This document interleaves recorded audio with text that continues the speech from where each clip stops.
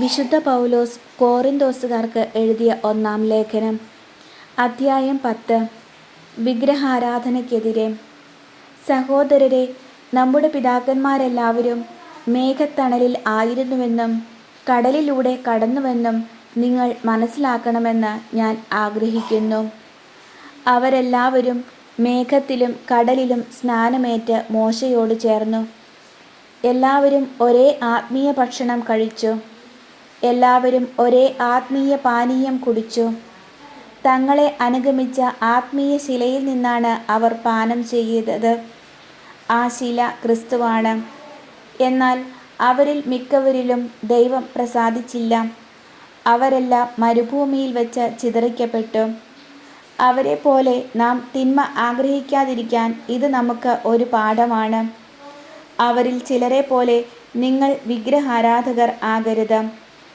തിന്നാനും കുടിക്കാനുമായി ജനം ഇരിക്കുകയും നൃത്തം ചെയ്യാനായി എഴുന്നേൽക്കുകയും ചെയ്തു എന്ന് അവരെപ്പറ്റി എഴുതപ്പെട്ടിരിക്കുന്നു.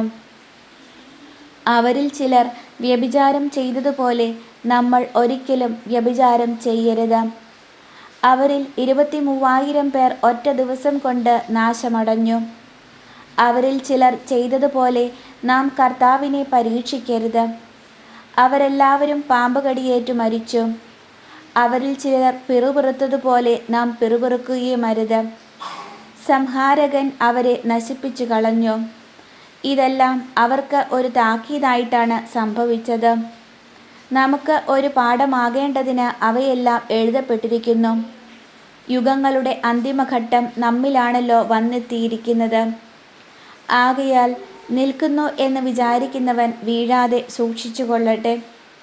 മനുഷ്യ സാധാരണമല്ലാത്ത ഒരു പ്രലോഭനവും നിങ്ങൾക്ക് നേരിട്ടിട്ടില്ല. ദൈവം വിശ്വസ്തനാണ്.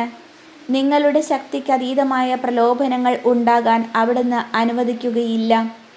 പ്രലോഭനങ്ങൾ ഉണ്ടാകുമ്പോൾ അവയെ അതിജീവിക്കാൻ വേണ്ട ശക്തി അവിടുന്ന് നിങ്ങൾക്ക് നൽകും. ആകയാൽ പ്രിയപ്പെട്ടവരെ, വിഗ്രഹാരാധനയിൽ നിന്ന് ഓടി അകലുവിൻ. വിവേകമതികളോടെന്ന പോലെ ഞാൻ നിങ്ങളോട് പറയുന്നു. ഞാൻ പറയുന്നത് നിങ്ങൾ തന്നെ വിധിക്കുവിൻ.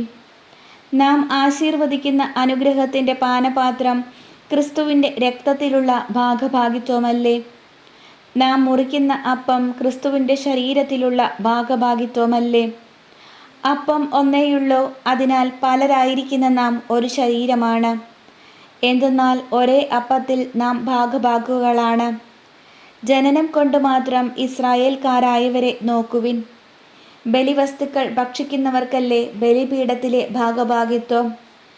വിഗ്രഹത്തിന് സമർപ്പിച്ച ആഹാരപദാർത്ഥമോ വിഗ്രഹം തന്നെയോ എന്തെങ്കിലും ആണെന്ന് ഞാൻ ഉദ്ദേശിക്കുന്നുണ്ടോ? ഇല്ല. വിജാതീയർ ബലിയർപ്പിക്കുന്നത് പിശാചിനാണ്, ദൈവത്തിനല്ല എന്നാണ് ഞാൻ പറയുന്നത്. നിങ്ങൾ പിശാചുക്കളുടെ പങ്കാളികളാകാൻ ഞാൻ ആഗ്രഹിക്കുന്നില്ല. ഒരേ സമയം കർത്താവിൻ്റെ പാനപാത്രവും പിശാചുക്കളുടെ പാനപാത്രവും കുടിക്കാൻ നിങ്ങൾക്ക് സാധിക്കുകയില്ല. കർത്താവിൻ്റെ മേശയിലും പിശാചുക്കളുടെ മേശയിലും ഭാഗഭാക്കുകളാകാനും സാധിക്കുകയില്ല. കർത്താവിൽ നാം അസൂയ ഉണർത്തണമോ?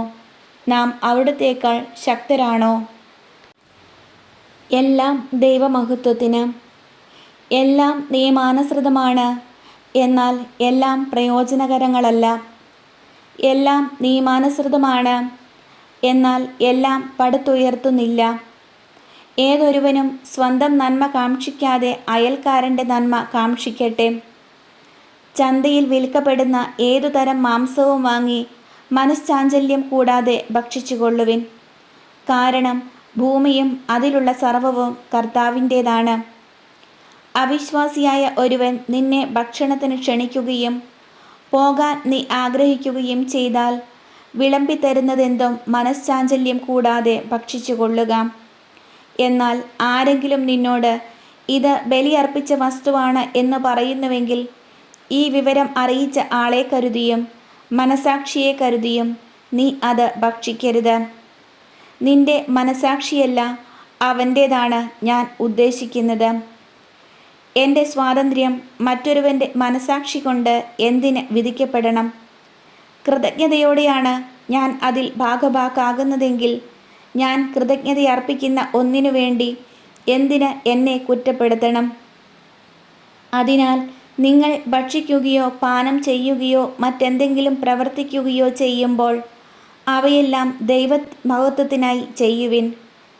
യഹൂദർക്കോ ഗ്രീക്കുകാർക്കോ ദൈവത്തിൻ്റെ സഭയ്ക്കോ നിങ്ങൾ ദ്രോഹമൊന്നും ചെയ്യരുത്.